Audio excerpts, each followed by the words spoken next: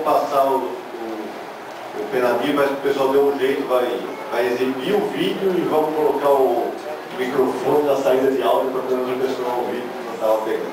Duas perguntas. Ali? Oi, meu nome é Pedro. A gente sabe. A gente te conhece. Eu agradeço a você por tudo. Cara, eu queria perguntar, o que te inspirou a começar a desenhar e finalmente criar uma Madalena? O que me inspirou?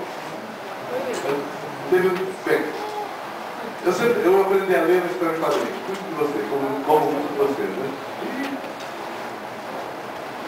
colhendo aquela história toda, aqueles personagens, gostando, me maravilhando, né, com a viagem que eu fazia através da história de quadrinhos. Eu cismei que eu queria fazer história de quadrinhos também, queria criar meus personagens e, preferência, viver disso. Eu não sabia que era impossível fazer história em quadrinhos no Brasil. Como eu não sabia, continuei fazendo e deu certo. Às vezes é bom você ignorar algumas coisas, você acreditar em si próprio. Quando eu criar astronomia, criar personagens, eu queria contar história, tinha que ter personagem para contar essas histórias, e fui buscar inspiração no meu cachorrinho, que virou Pitu, no Franginha, que era meu sobrinho, no Lamone, que era minha filha, no Chico Mendes, que era meu tio-avô, e assim por diante. Era tio-avô.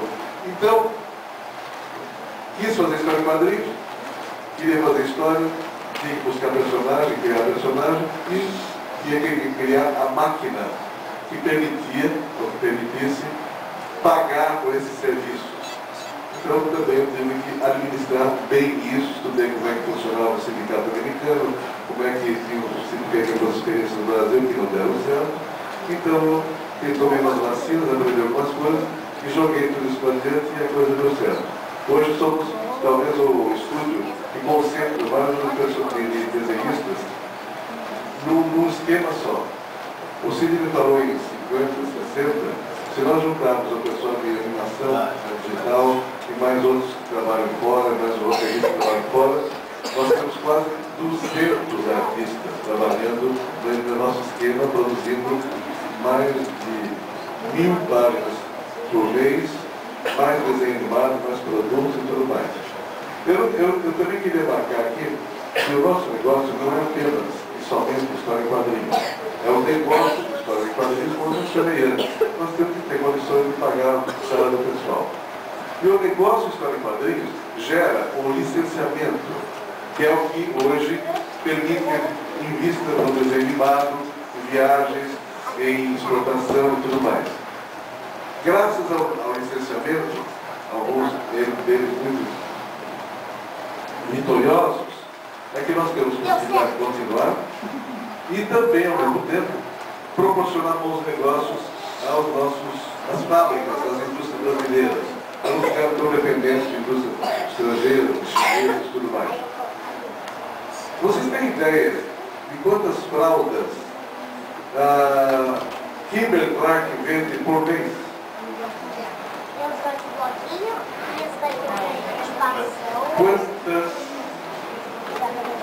Quem tem filho pequeno aqui usou falar da turma da mãe, tá certo? Agora, alguém lembrava o nome da marca? Que é Kimberly Clark? Não. Agora, turma da Mônica, fraldas. Mês passado, nós vendemos 195 milhões de fraldas. Você viu que a criançada faz de cocô, né?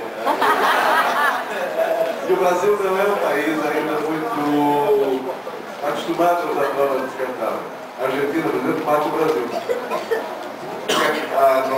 Porque lá não tem coador, varal, não tem sol para botar a fralda de pano. Aqui tem, então nós temos a concorrência da fralda de pano. Mas, de qualquer maneira, às vezes, no Rio Grande do Sul tem a fralda aí. Tem a maçã na turma da Mônica, que é um queijo também. E tem outros produtos. Agora tem 3 mil produtos diferentes. Tem 3 mil produtos diferentes, geralmente em linha. Então nós estamos mantendo as indústrias nacionais trabalhando com produtos brasileiros antes de que tudo vire chinês. E eu quero ainda brigar um pouco, até com as autoridades, para ver se nós conseguimos baixar um pouco o peso dos impostos nos nossos produtos para nós podermos realmente ter competitividade junto ou frente ao material estrangeiro, o material que chega aqui. Então, não é só arte, é arte também de fazer com que o pessoal viva disso, que ganhe dinheiro, que a gente possa comprovar que o material brasileiro rende, é importante e alfabetiza. Muitos de vocês aprenderam a ler no História de Quadrinhos da Turma da Mônica. Quem aprendeu a ler no Turma da Mônica? Olha, Cília, quem aprendeu a ler no Turma da Mônica? Na última... Só? Não, mentira, está todo vermelho. Obrigado. Então, pessoal, isso aí, respondido, ok? Mais uma pergunta ali no fundo, é a última. Vai ser a última. Boa tarde, Maurício, meu nome é Elisandra, e eu tenho uma pergunta para você sobre o que você indica os artistas iniciantes que estão querendo entrar no mercado de quadrinhos nacional. O que você recomendaria para os ilustradores iniciantes, desenhistas iniciantes, até animadores, que caminhos devem seguir para tentar se profissionalizar e tornar um quadrinho rentável, né, comercial, porém sem perder o lado autoral do mesmo? Porque eu vou fazer uma palestra com vocês para falar sobre o autoral, os cuidados que nós vamos ter. Inclusive com o direito autoral também, que é muito importante, mas hoje não dá para gente falar aqui. O que eu posso indicar? Bem, primeiro que, pessoal, estude bastante, se prepare, ache o seu foco, o seu estilo, o gênero que você, onde você se sente melhor, e para quem você vai fazer esse trabalho. Daí você, depois de localizar o seu foco, a meta, para quem você vai passar a sua história, você vai ver aonde estão publicando editoras, jornais, onde está sendo publicado esse material. Daí você vai ter que ir lá e se pendurar nesse veículo de publicações, né, para tentar alguma coisa. A coisa mais marcante e importante de um candidato a desenhista de história em quadrinhos é a primeira publicação. Isso é um momento assim mágico. É quando ele coloca para o pessoal olhar, ver, criticar, sugerir coisas. Ele tem que ter espírito esportivo para aceitar críticas e falar, puxa vida mesmo, isso aqui eu não devo fazer, eu vou dar uma virada aqui. Então, a primeira publicação é importante. Não precisa ser um grande jornal, um grande veículo, pode ser um jornal de bairro, um jornal do interior, em qualquer lugar você começa a publicar. Isso dá um gasto para a gente incrível, faz com que você se sinta realmente já um profissional. No que você se sente profissional, sente que está publicando alguma coisa, a sua evolução de traço, de ritmo, de tudo, já dá um pulo do alto. Porque você vai ver lá, nossa, isso aqui não está bom, vou melhorar no próximo, vou corrigir isso aqui no próximo desenho. Mas você tem que achar um lugar ao sol, achar o seu lugarzinho. Logicamente tem que ser um bom trabalho. E é isso daí. Esperar, logicamente, preparar-se, achar o lugar, a meta e aquele tantinho de sorte necessária em qualquer profissão.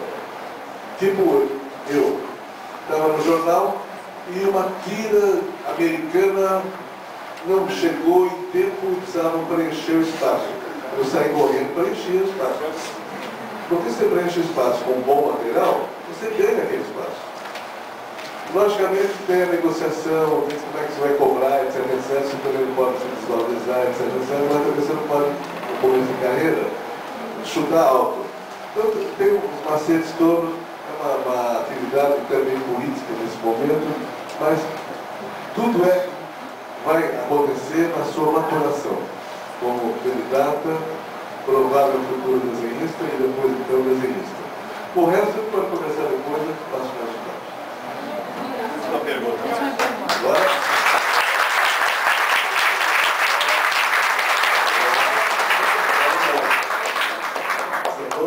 Oi, meu nome é Lina, eu tenho 7 anos. Qual é o seu nome? Nina, fala, pode falar. Fala. Tá, mas fala de novo. Oi, teu nome? Meu nome é Lina. Nina, oi, Nina, tudo bem? Eu tenho 7 anos. Vai, fala, pergunta.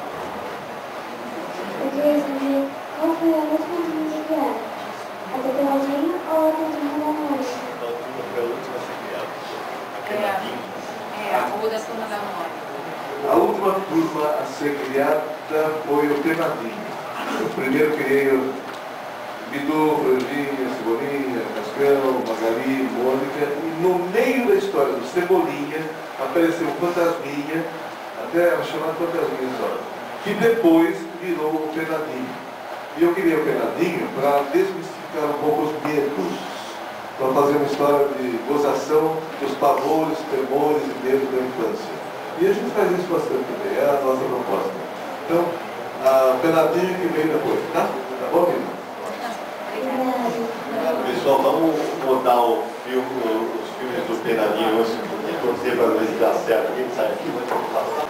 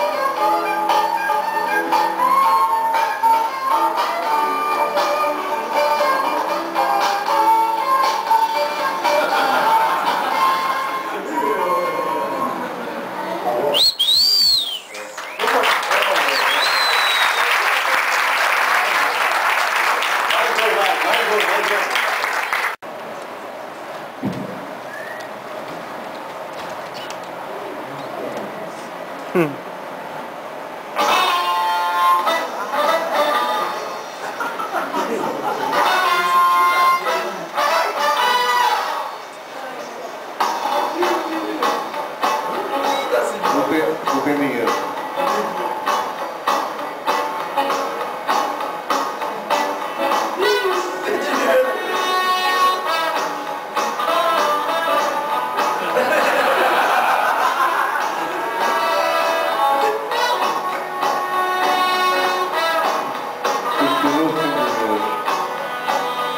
Muito bom, né?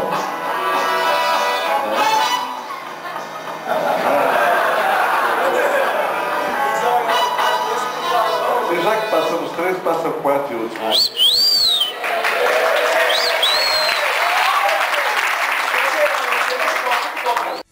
Nada é mais bonito do que ver uma criança feliz fazendo